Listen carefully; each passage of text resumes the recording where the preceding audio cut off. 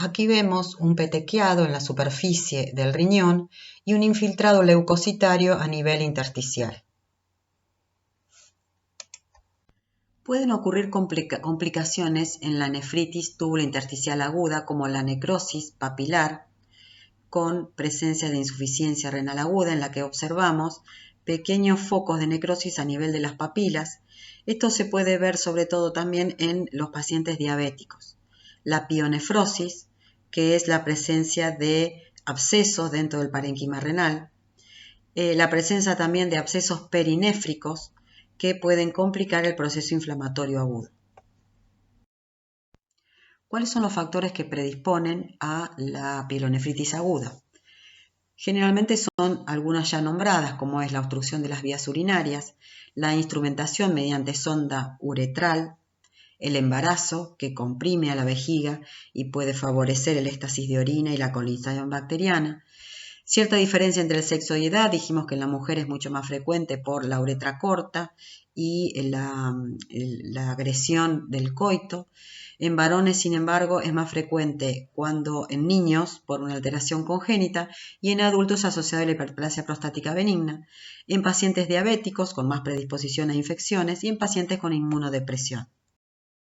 Clínicamente estos pacientes van a tener fiebre con dolor lumbar, disuria, que es dolor al orinar, polaquiuria, es orina frecuentemente y poca cantidad, tenesmo, esa sensación que queda como de seguir teniendo necesidad de orinar, piuria, que es la presencia de piocitos, es decir, de leucocitos polimorfonucleares a nivel de la orina, y la presencia de cilindros leucocitarios, que me evidencia que la lesión es alta, tubular y no exclusiva de la vejiga como una cistitis.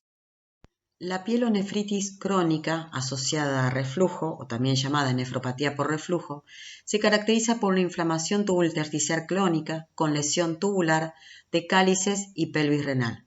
Se asocia al reflujo y se caracteriza por la presencia de fibrosis, inflamación crónica, que puede presentarse clínicamente silente, sin manifestación, pero sí a largo plazo debutar como una insuficiencia renal crónica. La pielonefritis crónica se caracteriza por presentarse en forma silente, aunque puede tener antecedentes de cuadros repetidos de pielonefritis aguda. Macroscópicamente, el riñón está disminuido de tamaño, atrófico, y en su superficie presenta cicatrices que retraen la cápsula renal. En la histología vamos a ver tiroidización, que es la presencia de cilindros hialinos dentro de la luz de los túbulos que simulan folículos tiroideos, atrofia tubular con ausencia casi total de túbulos, lo que se traduce clínicamente con alteraciones de la concentración de la orina, nicturia y poliuria, infiltrado linfocitario intersticial, fibrosis periglomerular, que puede llevar a una esclerosis total de los glomérulos, y una glomerulosclerosis focal y segmentaria que se puede atribuir a las alteraciones glomerulares adaptativas secundarias a la pérdida de la masa renal.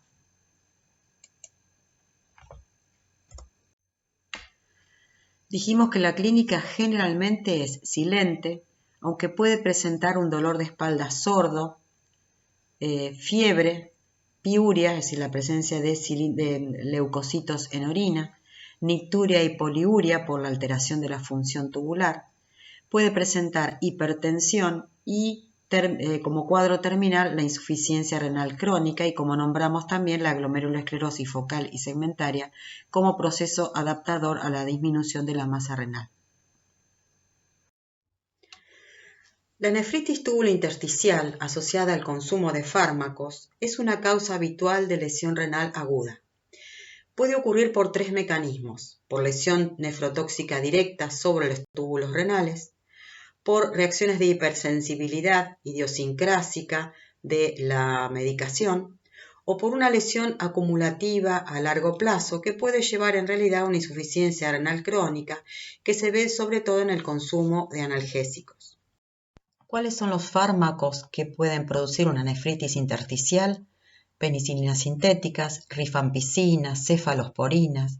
antiinflamatorios no esteroides, alopurinol, cimetidina, tiazidas y sulfonamidas. Generalmente va a ocurrir varios días después de la ingesta, presentándose una insuficiencia renal aguda reversible. Se puede observar fiebre, eosinofilia, exantema, rash cutáneo y dolores articulares. También se puede observar eosinofilia en orina. Clínicamente estos pacientes van a presentar oliguria con elevación de la creatinina, manifestando un fallo renal agudo.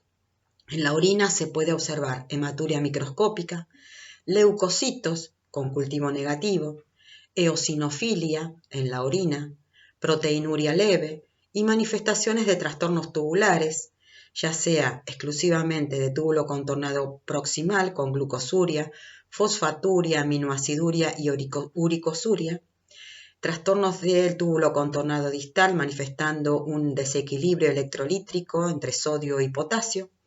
Cuando hay afectación de ambos túbulos, la manifestación que se observa es la acidosis, y si hay alteración de la médula renal, un trastorno de la concentración de la orina.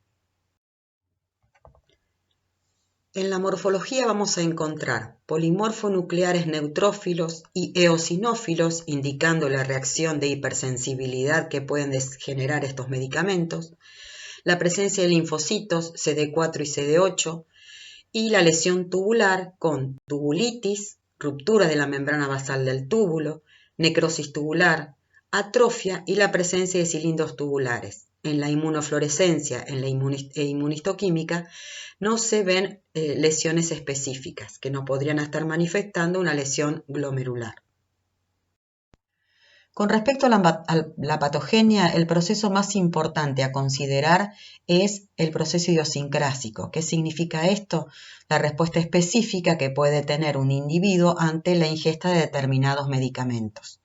Por otro lado también, la reacción de hipersensibilidad tardía mediada por inmunoglobulina E de tipo 1, la hipersensibilidad de tipo 4 con presencia de granulomas en respuesta a algunas medicaciones.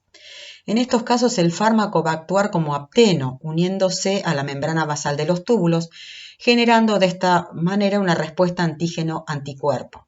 Esta patogenia también se explica porque revierte al quitar el fármaco.